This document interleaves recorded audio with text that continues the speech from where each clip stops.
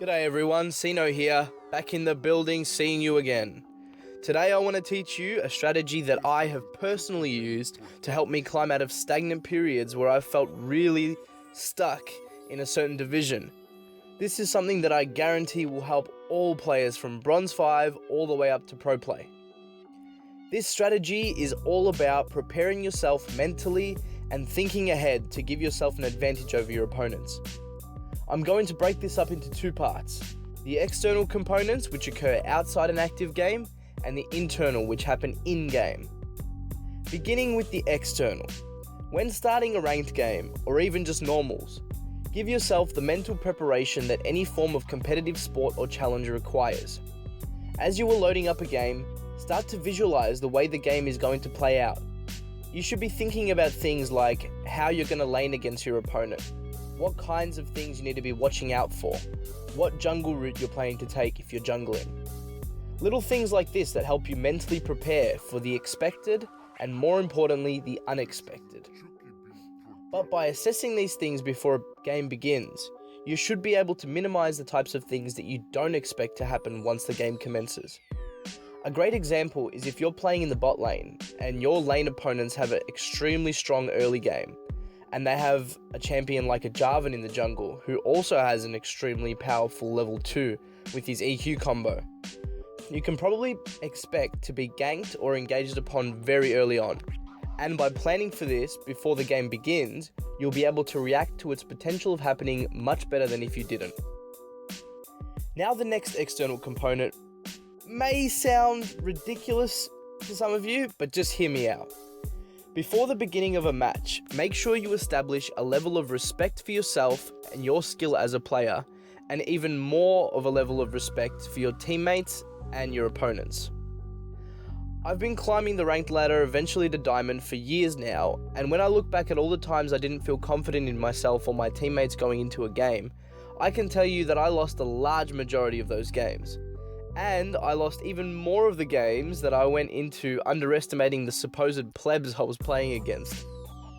This is something that isn't very difficult to get into the frame of mind for. However, something you can actively do, or in this case not do, is something that I was guilty of for a long time, and I surprised myself with how easily I was able to gain elo once I stopped doing this. Yep, I'm talking about all of you who have the compulsion to search various websites containing player information from the League of Legends database. I was the worst when it came to this. If you don't know what I'm talking about, think websites like op.gg, lolking, or lolnexus. There are heaps of these things around. Whenever I would jump into a ranked game, I would always look at the data from every player in the match and then judge them entirely on what I saw. I would see players on my team with shit KDAs and put myself on tilt by immediately losing confidence. I would see players on the enemy team with low numbers of normal games played and automatically assume they were challenger smurfs and give up hope on winning the game before it even started. I would tilt myself off the face of the planet. If this is you, stop doing it. I will admit that I'm guilty of doing this every once in a while, even today, but rarely do I do it in my ranked games anymore. I enter every game with the mindset of having to play to the best of my ability because my teammates will be doing the same thing and so will my opponents. So it's going to take all 110% of my effort and concentration to win. This is exactly how you should be thinking if you want to climb the ranked ladder and gain elo. It seems obvious, but you'll be surprised at the difference in your games once you actively start doing this. Now for the internal components. These are the ones you should focus on in-game. And they're largely related to the external ones, but they take a lot more concentration and require you to be more proactive. As I said earlier, in order to minimize the risks of not being prepared for what may happen, expect the unexpected. If you're in the mid lane and the enemy Zed has flash and ignite and you're on a quarter of your health, you know his basic abilities probably can't kill you on their own, but if he uses his ignite and flashes to hit you with one last auto attack, you're probably going to be mincemeat. So be ready for the chance that he probably will do that.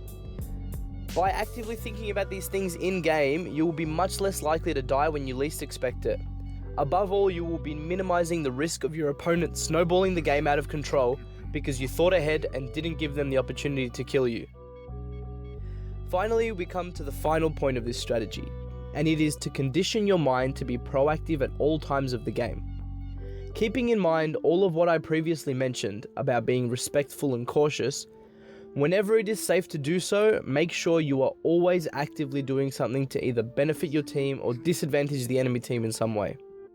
For example, if you're playing in the top lane and your wave is being frozen at your opponent's tower, you won't achieve anything if you stay in your lane and wait around to a point where you can farm again. So why not move your way down the river and attempt to either A, gank mid, B, potentially catch the enemy jungler out in a situation where you can kill them or force a summoner or something, or C, even just kill the scuttle crab for some extra gold experience and a free ward. Another example is if you're jungling and don't see any gank opportunities and have no possible jungle camps to clear. Try to identify which lane the enemy jungler is likely to go to, as in which of your lanes is most vulnerable to a gank, and then position yourself so that you can counter gank. These are just a few examples of the kinds of mindsets and active thinking you should have in your games, and doing so will increase your efficiency ridiculously. Too often do I see people wasting time in games and accomplishing nothing, so change the way you think and break these habits of inefficiency for good. To summarize, you should never neglect the impact your mind can have on your performance in League, so equip yourself with the right ways of thinking to improve yourself and your results as a player. When you improve yourself mentally, you will not only benefit in League of Legends results, but you will be able to apply these concepts to anything in your life and reap the positive rewards. That just about wraps up this video. If you have any thoughts on what I've discussed, please leave me a comment and be sure to subscribe if these are the types of videos you want to see. But for now, I've been Sino, and I will see you again soon.